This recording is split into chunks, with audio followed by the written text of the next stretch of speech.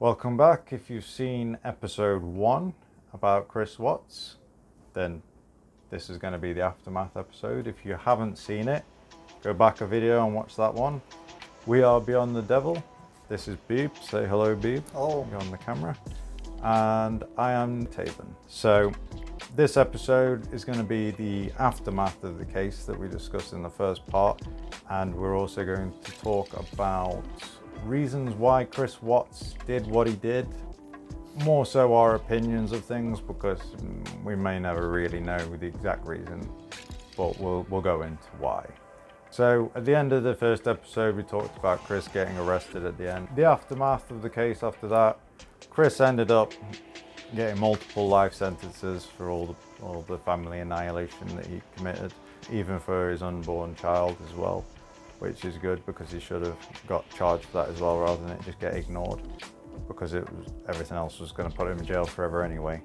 When he went into court, his parents came very upset, obviously, but they were more upset for Chris than anything else that had happened, or it definitely seems that way.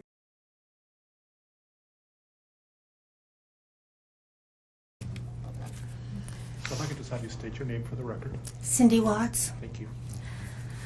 My name is Cindy Watts. I am the grandmother of 2 beautiful granddaughters, Bella Marie, Celeste Catherine Watts. I am also the mother of Christopher Watts, who I will be directing most of my statement to. First, I'd like to begin by recognizing the absolute horror of this crime and acknowledging the devastating loss that both the Rusek family as well as our family have faced. Our families have been irreparably broken by the needless deaths of Shanann, Bella, Cece, and Nico. This is something we will never get over. We will always mourn the loss of our family, and in that we are united in our grief. I am still struggling to understand how and why this tragedy occurred. I may never be able to understand and accept it, but I pray for peace and healing for all of us.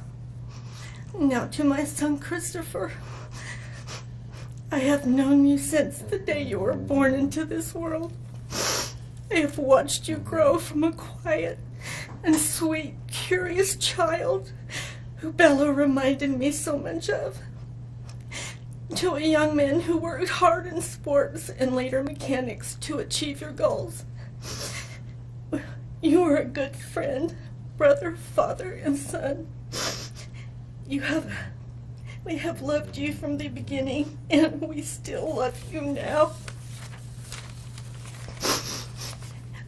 This might be hard for some to understand, how I can sit here under these circumstances and tell you, although we are heartbroken, although we can't imagine what could have led us to this day, but we love you.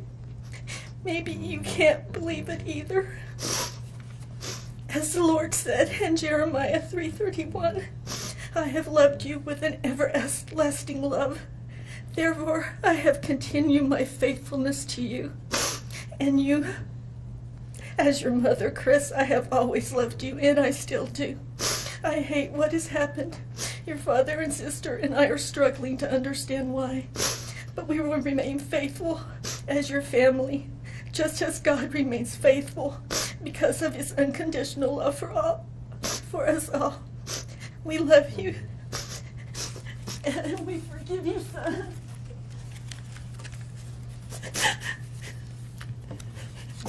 Thank you. Judge, if I could read Mr. Watts' statement. Yes. My name is Ronnie Watts, and I am the grandfather of Bella, Celeste, Nico Watts, and I am the father of Shannon. I am the father of Christopher Watts as well. And one of the most important things I've done in my life is to raise my children and to watch as they started their own families. I spent many years coaching Little League and talking to my son, taking him to the races, and sharing my love and knowledge of cars with him. He was just as involved with his girls. I believe he loves his girls. I know he does. This tragedy has impacted my family in so many ways. Beyond losing my precious grandchildren, our beloved daughter-in-law, We are forced to question everything. We still don't have all the answers, and I hope one day, Christopher, you can help us. Chris, I want to talk to you as a father and son.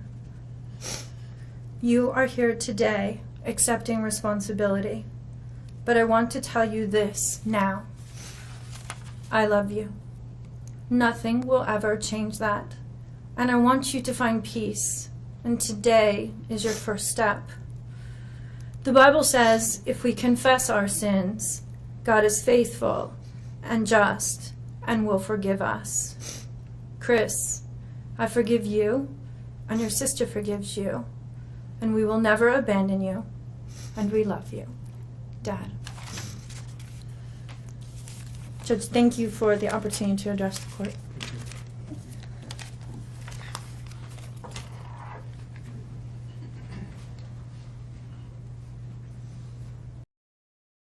When it came to Shannon's parents to give a speech to talk to Chris while he was in court, they actually said they have forgiven him and they did not want to go for the death sentence because enough death had gone on. They didn't want to add more to such a horrendous case.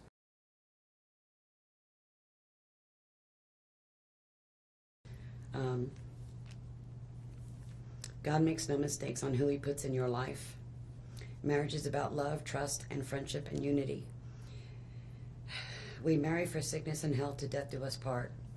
Our daughter Shannon loved you with all of her heart. Your children loved you to the moon and back. Shannon's family was her world. Shannon put a crown on your head. But unfortunately, the day that you took their life, God removed that crown. We loved you like a son. We trusted you.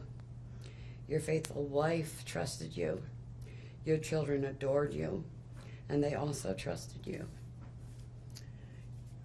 Your daughter Bella Marie sang a song proudly. I don't know if you got to see it, but it was, "Daddy, you're my hero."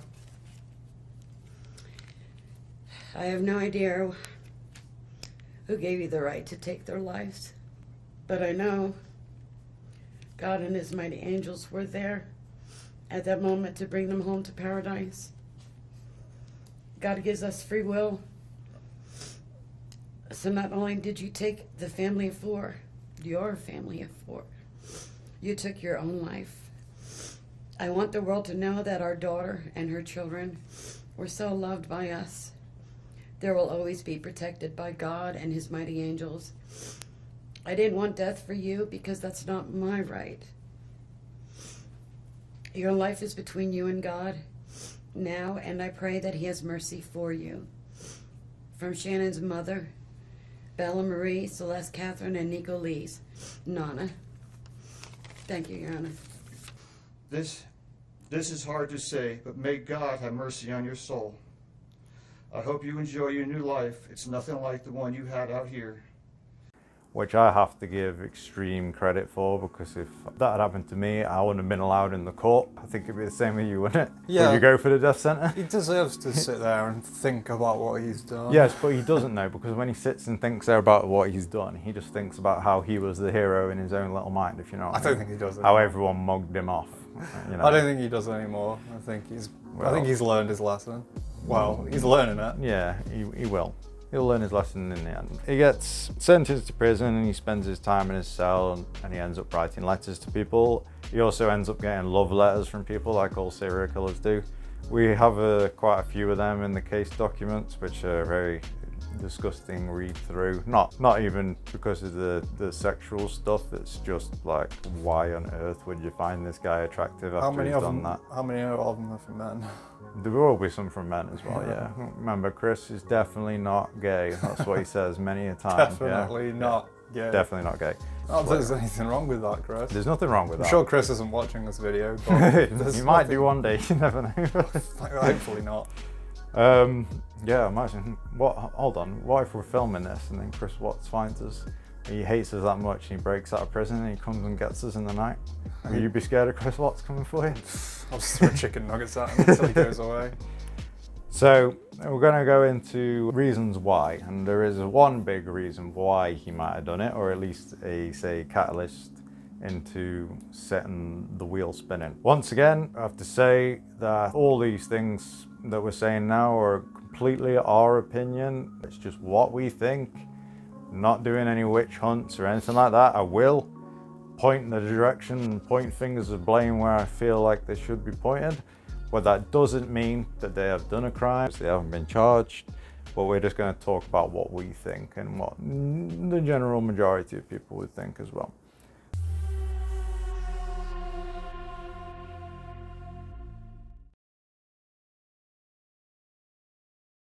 The phone number that you reached him on, can you tell me what that number was?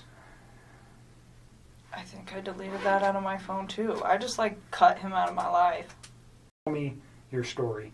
I think it's a little bit easier that way. So I just want to know how you met him, where you met him, how long you guys were dating, and those kind of things initially. Okay. I think I met him sometime in June, probably early June. It might have been May. It was just talking at work. It was pretty casual. And he didn't have a wedding ring on his finger.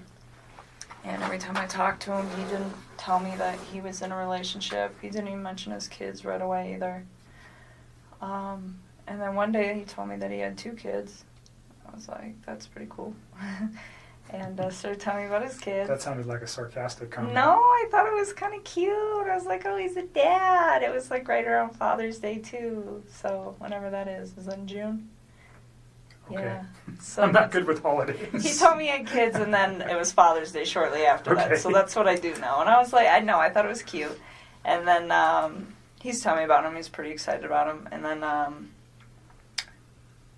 he mentioned that he did have a significant other. And then he told me that those 2 were in the process of a separation. Did he mention the children's name or his significant other's name? I didn't know his significant other's name for a while. And then... So why did he tell you that he was getting a divorce? Did he ask you out at that time? No, he didn't. I think he was probably interested in me. And so he talked to me a couple times via his work phone, and I was like, no. It was still very, friendly conversation. But then when I realized, this man is interested in me, I'm interested in him, this is personal, so we got away from the Anadarko thing. Chris spent a lot of time with a woman that he shouldn't have been spending time with while he was married, which is quite a common thing to have an affair these days. It happens quite a lot in the workplace. You go work every day, He meets Nichol Kessinger, and she is absolutely besotted with Chris. She knew full well that he was in a relationship. As far as I know, they met by exchanging work emails, and she said to Chris in one of these emails that she was jealous of the relation, not angry jealous, sort of playful jealous of the relationship that he had with Shanann. And a lot of people point to this kind of thing and say that she was scheming from that point on to completely ruin poor innocent Chris's life. It was all her fault. She said in her interrogation video that she had no idea that Shanann was pregnant, and she had no idea who Shanann was.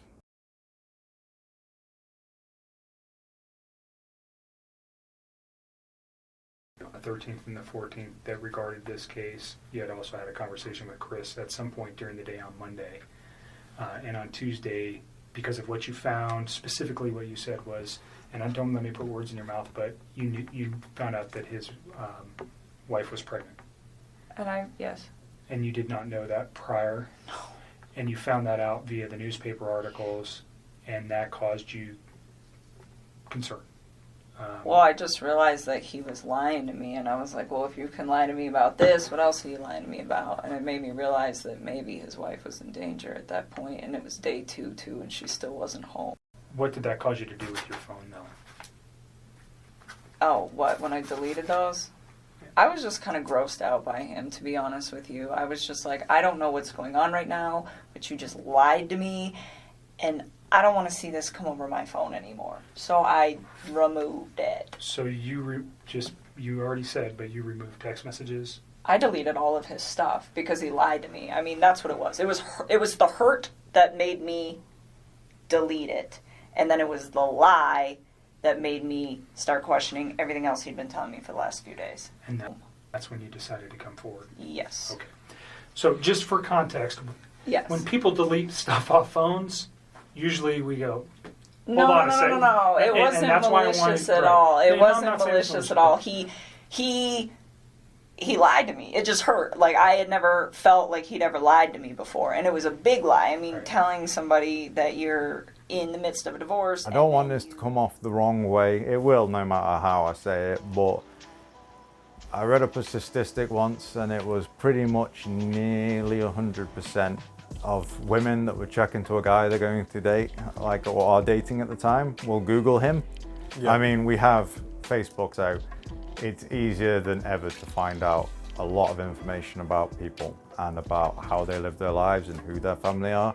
So you're telling me that this woman who's having this dates with this amazing guy at work never once has the conversation of him with Shanann and getting Shanann pregnant. None of this had ever happened. Never had this conversation before. Even back when Chris didn't find out, even when there was nothing going on, he never just mentioned, oh, my wife was pregnant at any point. Then again, I could believe that of Chris because it takes the television to remind him later on, so who knows with him. But yeah, she said that she had no idea in their investigation. Now, before I even read this document that I've got and go through things on there, I will say that one thing that seems very suspicious and makes you look very guilty is when you are related or have a relationship in any kind of way to somebody who's just committed a major crime.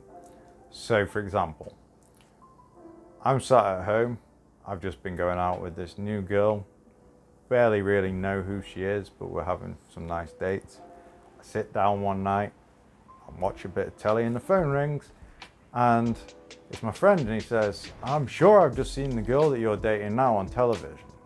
Turn on the television, apparently she's done this. So I turn on the news channel and I see the girl on television that I'm dating has murdered her whole family. And the first thing I do is go reset my phone and get rid of all the messages and delete everything.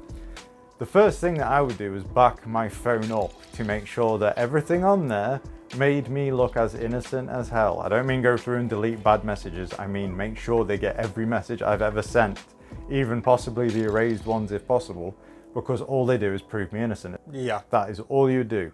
Why would you delete messages and stuff like that and information and then call the police after you've done it? That's literally what she did.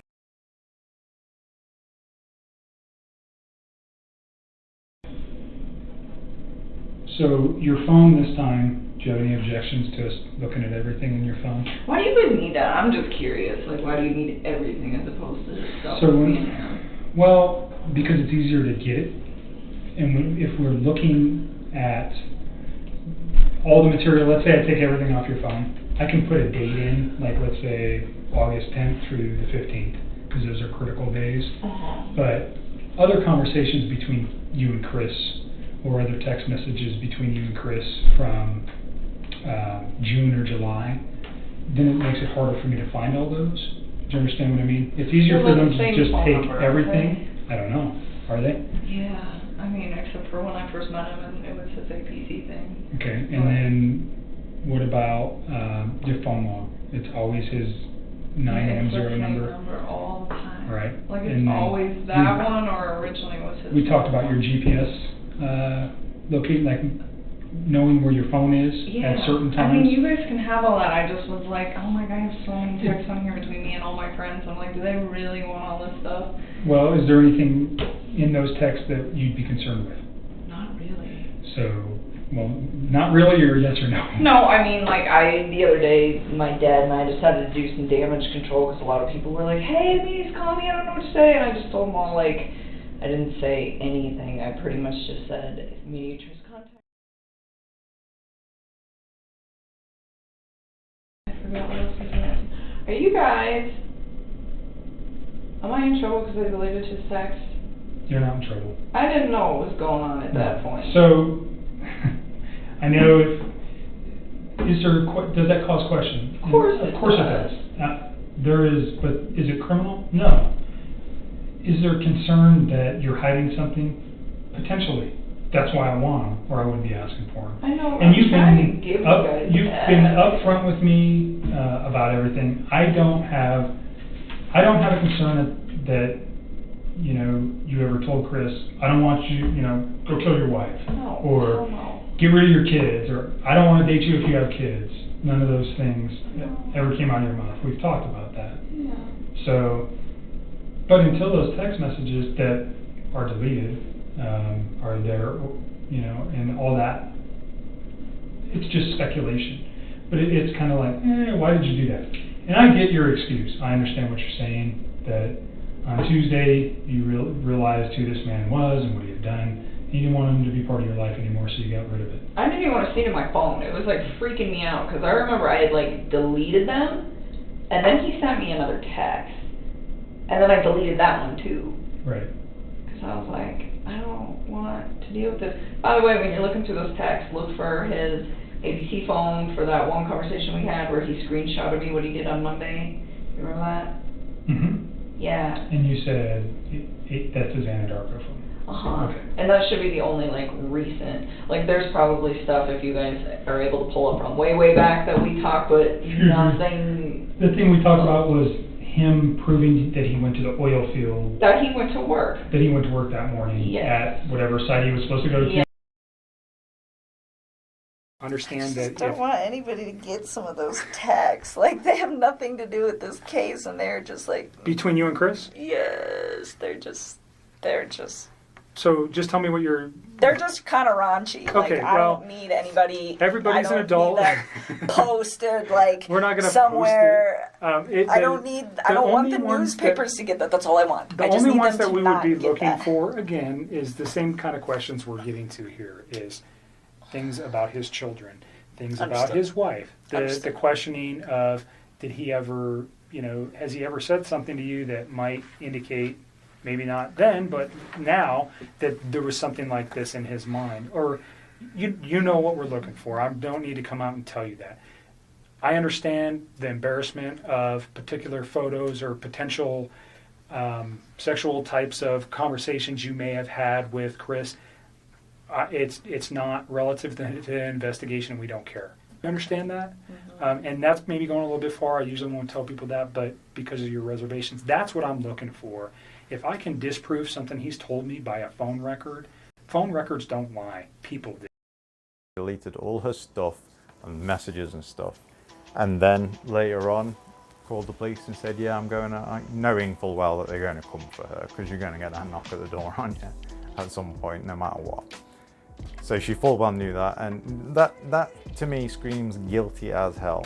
What do you think about No, I don't agree. I think that she just panicked. I think most people don't have a solid understanding of the law, especially in cases like this. Even if she had backed up all her messages and wanted to present them to the police to help, any lawyer can go through that, look at those messages, and then reinterpret them to a jury any way that he sees fit and incriminate her. But I think that she panicked, that she wasn't thinking, and she probably knew at that point that a lot of people were going to be reading through those messages and that she felt culpable in some way. And that's why she just went delete everything. She didn't want strangers, she didn't want the media and everything to read those messages. I'm fairly sure they retrieved them anyway, didn't they? Because the majority, I the believe. feds can, yeah. Sure, it makes her look guilty, but really anything would make you look guilty in that situation. I think people are always going to be pointing fingers at you no matter what. So I'm not white knighting for her or anything. No, you just giving an honest opinion. Yeah, I do think that she was in the wrong in a lot of places, but I don't think that her involvement with Chris would have actually changed anything. I think Shanann and the kids were doomed before he even got involved with her. I think she was just really another factor to add on top of whatever was going on in Chris's head. Yeah, with what you just said about them interpreting things any way, shape or form they want to, which is true. Okay, so computer records that they found from Nichol was that she frequented Shannon's Facebook page, where Shannon did announce her pregnancy and made frequent updates about her family. No one looking at Shannon's Facebook page would be under the impression she was nearing the end of a mutual divorce, as Nichol claimed to believe. So, with Nichol saying I didn't know anything about them, she would have full well known, because she clearly viewed her Facebook page. They know that for a fact, they found that. So unless a cat Googled it, then she's clearly lying when she says that. When Nichol got investigated, she said the first time she thought anything was wrong about Chris or anything felt off was the night before Shannon got back from a business trip, because he was laying on a bare mattress. And when the bodies of the victims were discovered, they were wrapped in sheets. They had a phone call, so obviously that's why he was on a bare mattress, but she just thought, she's not going to think that at the time, most likely that's the reason why it's a bare mattress. It's just, she thought it was strange that it didn't have the sheets. They had a FaceTime call which was 111 minutes long, and she's not been able to tell the police anything about that call or what happened, because she can't remember, even though it was only 72 hours ago. She can't remember a nearly 2 hour That's long a long call. phone call to not... The night, like literally the night before it happened. A 2 hour phone call. Can't remember it. Okay. So yeah, that's a little bit strange, let's say.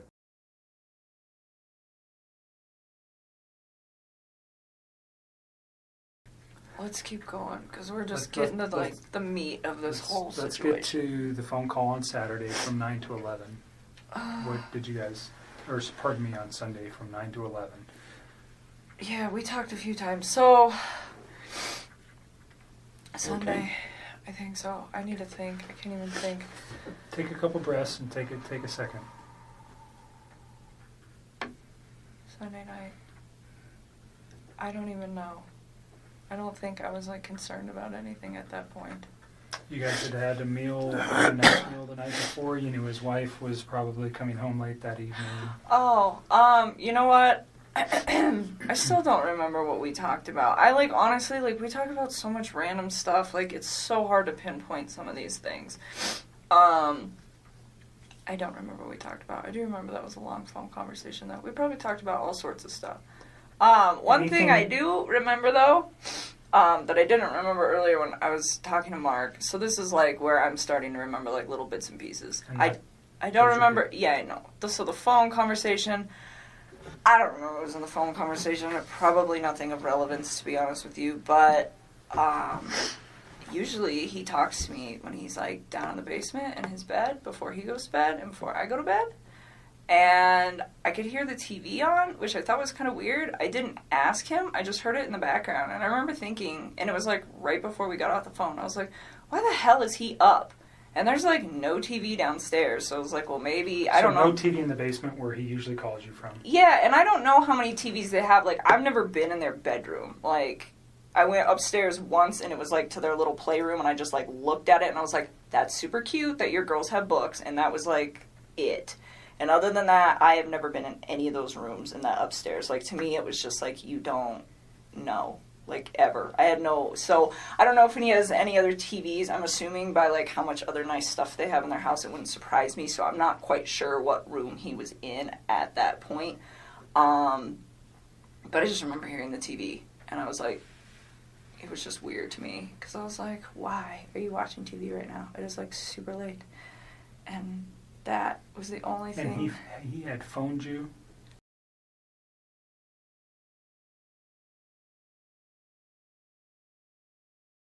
Completely understand. I just feel some of this happened so long ago that I can't tell you the exact words of the exact conversation at the exact time and place, because it's we had a lot of conversations. I mean, we talked every single day. So it's I'm trying to help you guys with the stuff the stuff that's more current. I can give you guys a lot more detail and exact times. But when you're asking me about something that happened 6 weeks ago and exactly what was said, it's I'm sure I can give you a general idea, but to be honest with you, to pinpoint exact words, it's not going to happen. She says that after Chris Watts appeared to be too casual about his family missing, She contacted the police and told them about the affair. However, this was after the police were already informed about the affair by a supervisor at Anadarko Petroleum.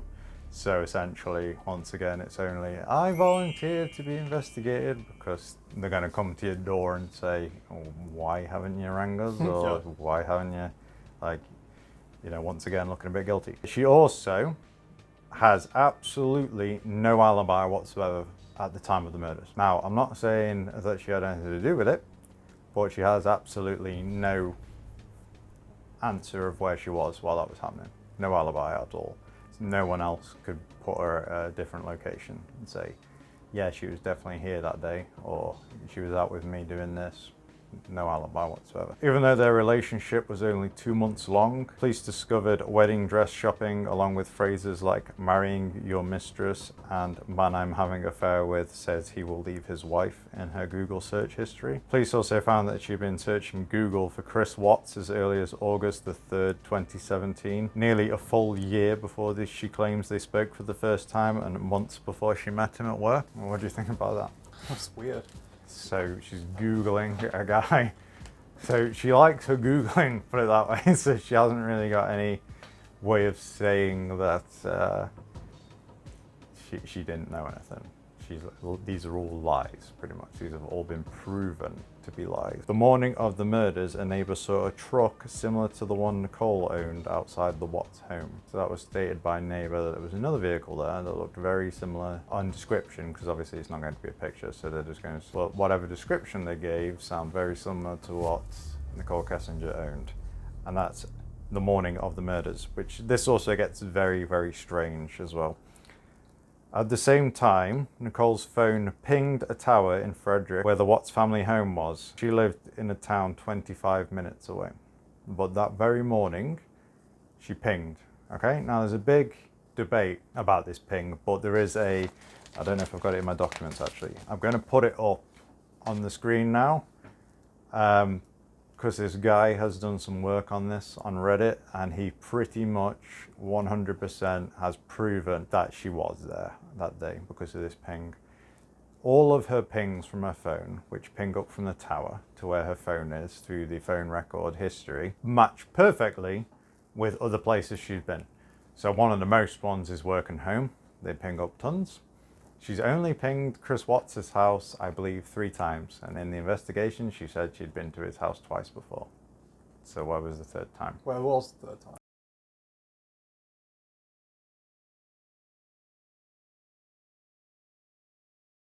I told Mark yesterday, he asked me if I went over there, and I told him about one time that I went over to that house. I've been to that house twice, but it was very, very brief, and it was not like an extended stay. I did not feel comfortable there, or like, I just didn't want to be there. It's not my life. Like, that is somebody else's life and somebody else's existence, and I respect that. That's their space. And so I used to tell him, well, come to my house because this is our space. This is my space.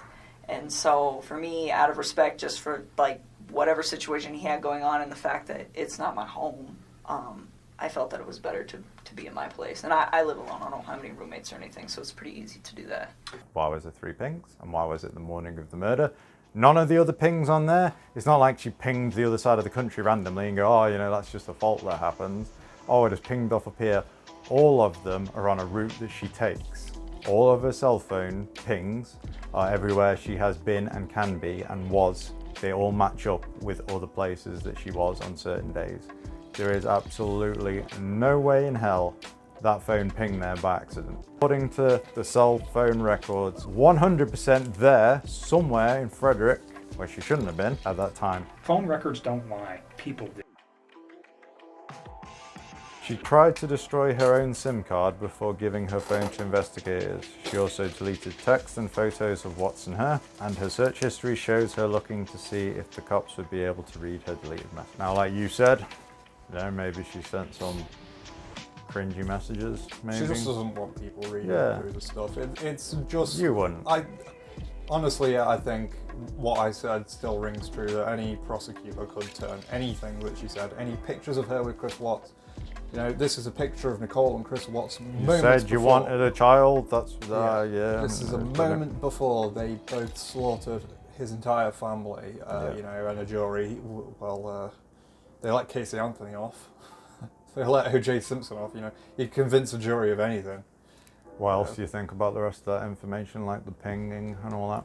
Yeah, it's not something I've heard of. Well, I have heard of it before, but I never But you've really, not heard it described like that? Yeah, I've not really put a lot of thought into Have it. you ever watched the video of what people believe is Nichol coming out to the truck with Chris? Yes, I think I've seen it. Was that on the day of the murder? When he comes out and puts Shannon's body in the truck and presumably puts the kids. The footage that Nathaniel records, the one that he has to watch and gets all cringy with. If you look, now first of all, I was like, people are saying a guy walks past and then you see a girl later on, person walks differently and has a ponytail. I 100% can see the ponytail, even though it's blurry, but he's wearing the same clothes. Now I thought, well, what kind of weird plan is this? It's like, why you just switch clothes and you're in the house? And like, well, it made no sense. But then I thought to myself, hold on a second, did they wear work uniforms? They must do. Were they wearing the same work uniform? You know what I mean? Yeah. So I looked up, I couldn't find the uniforms, I couldn't find any information about it. But they work at the same job, so what if they were both wearing the work clothes? And that's why they're wearing the same clothes, but one of them clearly looks like it has a ponytail. Have you seen it? No, I don't think so. Yeah, I'll show you. I'll show you in a bit, and we'll see what you think. It's one of them where you're looking at it really zoomed in and pixelated, but I can see what people are talking about though.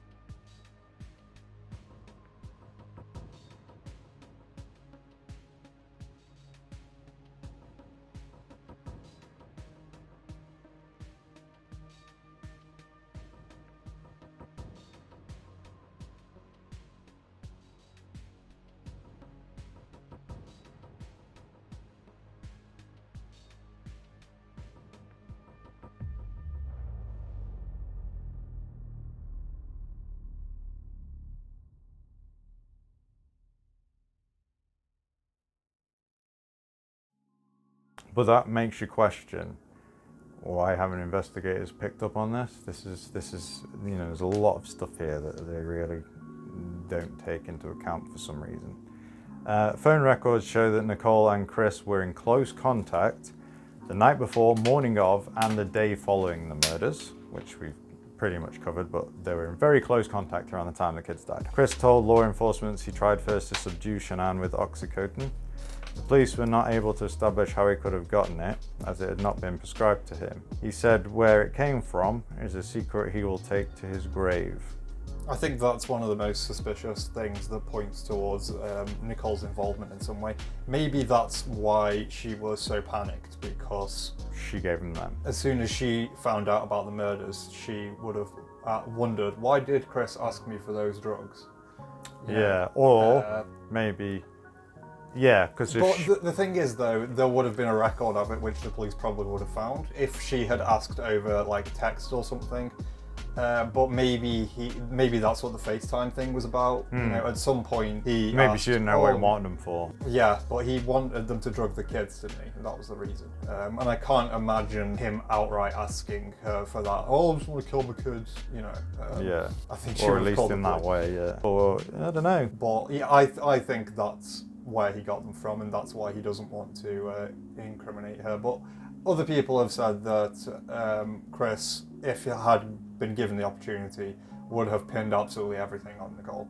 Yeah. I don't know, because Chris is an So what's he idiot, hiding so, it from here? Yeah. Could it possibly be his dad? I think because his so, dad yeah, is his hero, and his dad is the one person he basically wouldn't stitch up. Yeah, that's my other hypothesis on that as well, that it was a family member that he got it from that he didn't want. Not saying he got it from his dad because his dad was going to give it to him for the reason that he wanted it, but obviously he wouldn't want his dad to get in trouble for any reason anyway. Giving somebody prescription drugs is a crime anyway. Yeah. But he'd take it to his grave. Now Chris is the kind of person that would stab anyone in the back.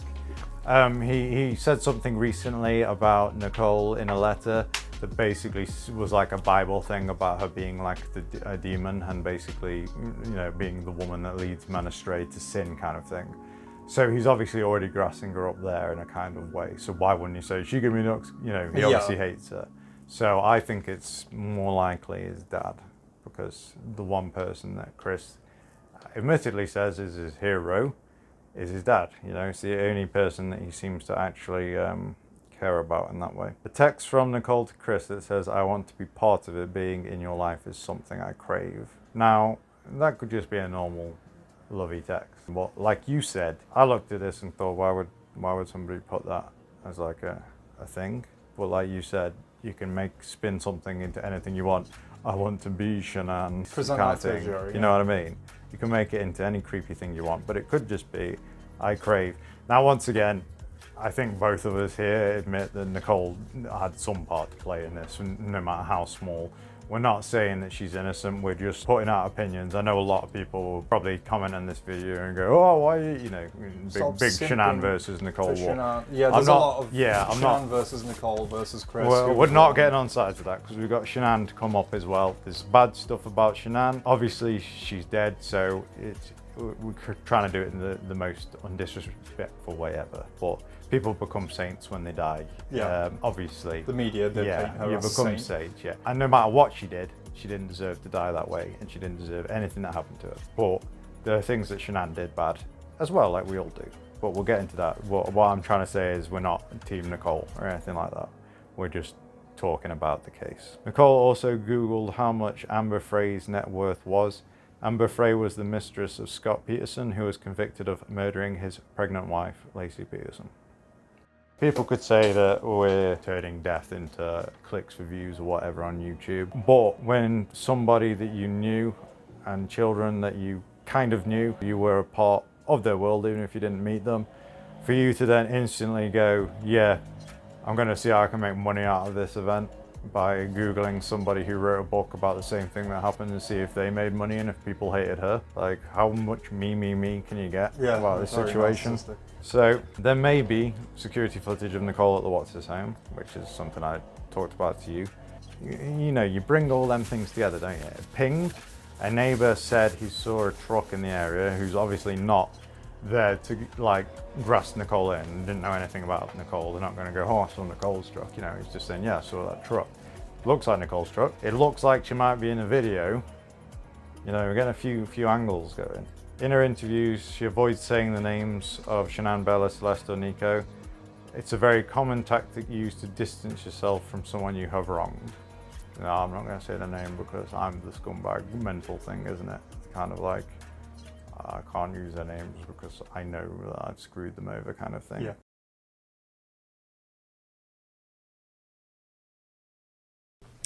Let's go back to North Carolina. Okay. He went to North Carolina and he was trying to rehab his marriage with his wife. He said do you know her name at this point? Yeah. Okay. Are you okay saying her name?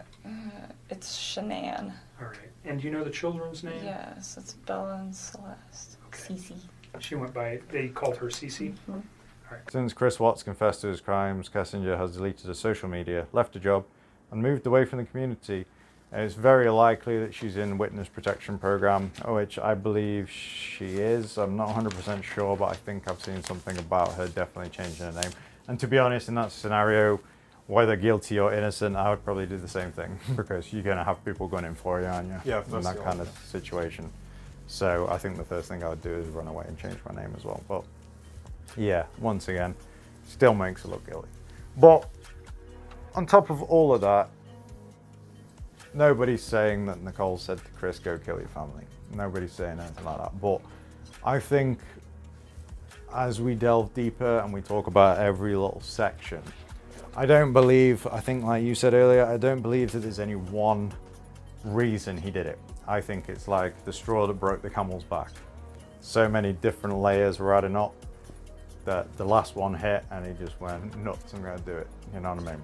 I think it was a multiple amount of reasons with the other stuff that'll go in. Nichol was definitely one reason. You could say that he hit the reset button in life in the wrong way. People would normally reset their life, like divorce the wife, move to a different place, you know, start your life from scratch. But he did it like a really bad hard reset, you know, kill everybody that I used to know kind of thing. And he didn't need to do that for Nichol. You had something to say as well. You said to me a while ago that Nichol had searched for certain sexual acts. Like she would basically find, it seemed like she would find out things that Shanann maybe wouldn't do to try and do them for Chris, to try and force that, you know, on him. Yeah. And you said that that potentially could have been one of the reasons he did it, because he's that sad. You know, he is blatantly, apparently very submissive. Shanann was clearly the boss, no matter how you look at it. I'm not saying that's a bad thing, or even that's the wrong thing, but he was the kind of guy that easily can get walked over, easily is kicked to the curb. His feelings, his thoughts are last in these, everything. From all kind accounts of people that knew him, he was incredibly timid, submissive. So to be be married, like a lot of people know, as time goes on and things fade down, relationships aren't as exciting as they were at the start. When you meet a new person, Chris could be with Shanann, kids could be, like you say, throwing chicken nuggets at him, and he's, you know, disrespectful kind of thing in a way. Could be fun and playful, but I imagine Shanann's like, Chris, you got to do that, you got to make more money, you got to go out and do this. Nichol comes along and she's just like, yeah, Chris, you're great, I'll do everything that you want. I'm way better than Shanann.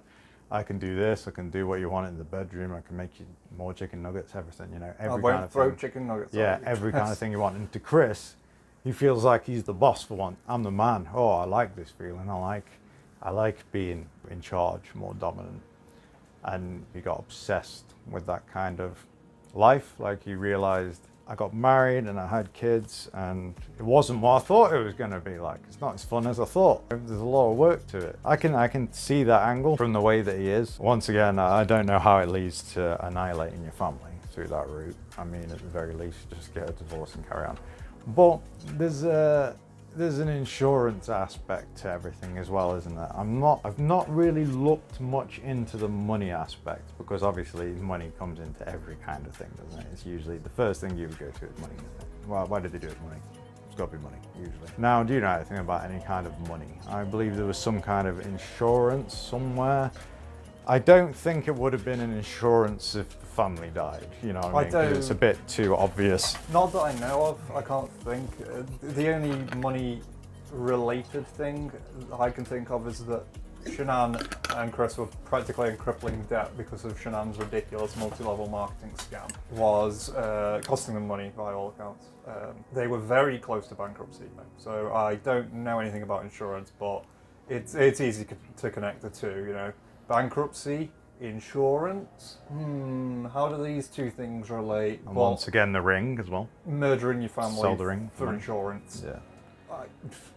I don't know. There are thousands of messages and things that you can bring up between them, photos of them together, doing all these things. And having an affair is bad enough, obviously, morally, very bad thing to do, but it's not a crime. It can be done. It's not against the law. It's against your marriage vows and God and whatever else you believe in. It is what it is. Like Beeb was saying, you could read into a lot of messages two ways. Text. Anybody can read a text message how they want. If you wanted to, you could read a message as angry as you want or as happy as you want, and it can change the total meaning, can't it? Yes. You know, if you read it that way. I know that Nichol had said, I want to have your first son. Doesn't sound too bad necessarily until you find out that she blatantly knew that he was gonna have a son. So you can see why that message come out bad. Now, if she'd have said that, does that mean she wants him to kill his son that's in Shanann's womb? Maybe, maybe not. But how are you going to infer that? yeah, you could read that and say, yeah, she told him to do it. You could construe it to be that. So it's very difficult to read from text messages. Have you heard the Nichol the voicemail with the laugh? I'll put it in now while you're thinking about what it is, but it's a message on Chris's answer phone where Nichol does this horrendous little fake girly kid giggle and everyone says it's terrifying.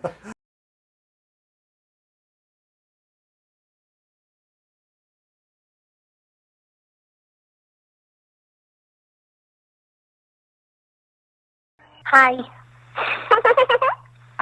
It's me. I miss your face.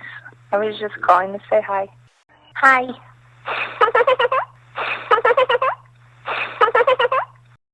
But I bring this up for later on because, sorry, throat's going a bit dry.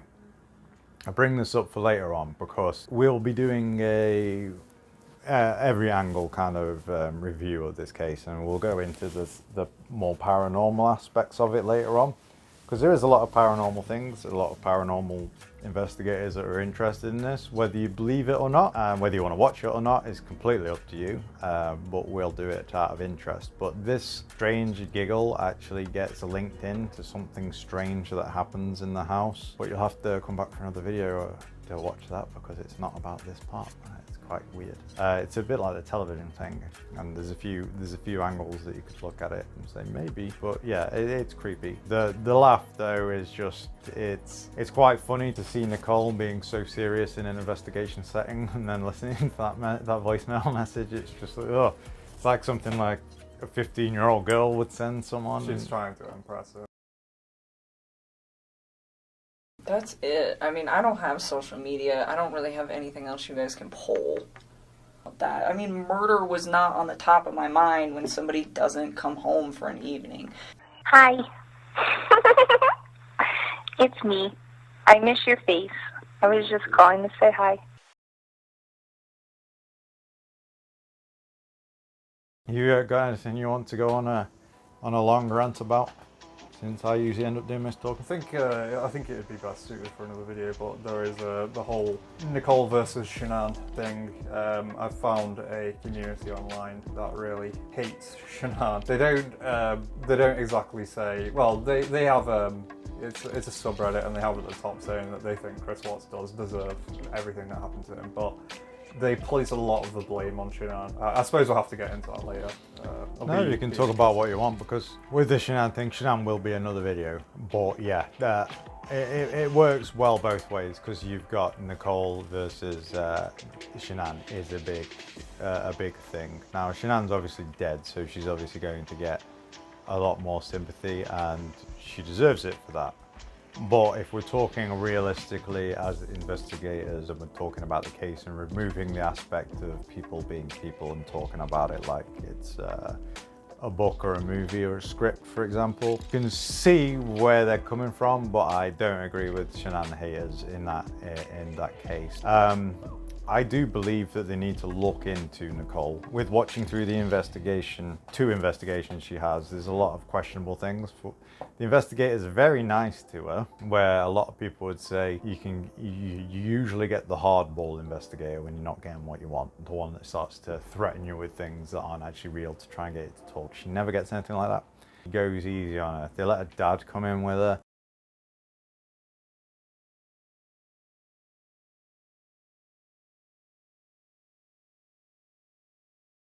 I'm this horrible person. It was her and I have drifted so far apart that it's kind of a mutual agreement that this is not going to work.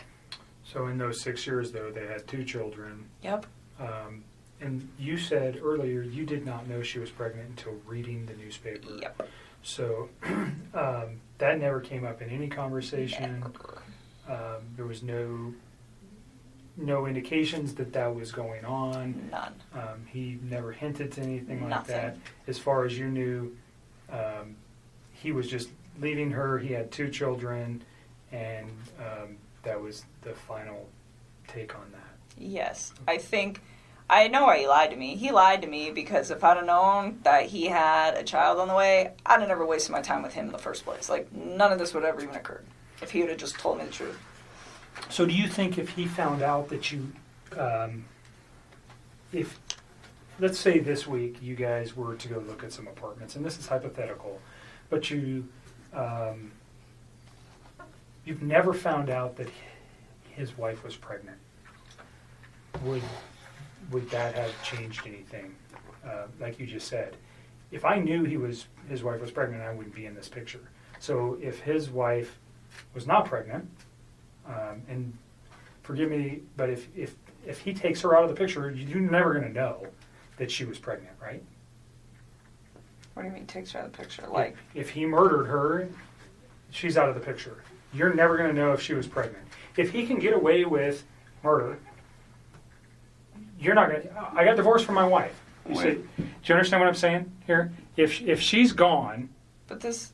Don't lead. Hypothetically. Please. Don't lead on. Hypothetically. If she. You understand where I'm going. If right, you but didn't know. You're leading into questions that are nothing with your. If you didn't know, though. Wait, Nick. That she was there. Did you hear what I said? I'm following you. I just want her to answer a question that relates to. She said something that's important. That if he didn't have a child on the way, or if she didn't know that, she would have continued the relationship, right? But he killed his kids. At what point does he think that I'm going to be in a relationship? I'm not talking about the children. I'm just talking specifically about her. If you only knew, if the kids were still here, and he called you and said, "I'm divorced from my wife," and he gets away with this. Do you understand what I'm thinking from his aspect? I still wouldn't do it. I still wouldn't do it because I'd be like, where did she go? Okay.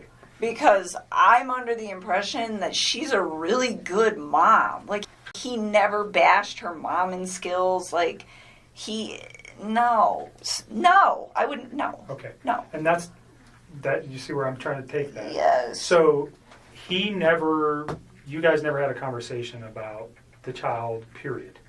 I didn't know at all. Right.